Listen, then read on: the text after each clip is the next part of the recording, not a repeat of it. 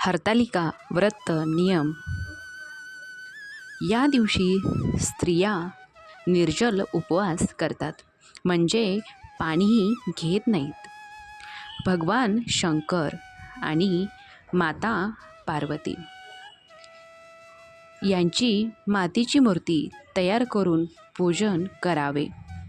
रात्रभर जागरण करून हरतालिकेची कथा ऐकावी.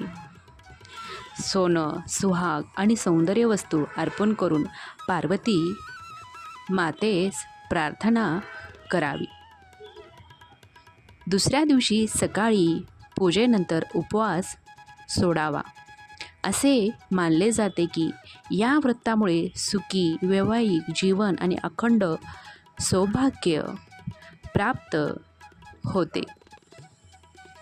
ओम नमः शिवाय. धन्यवाद.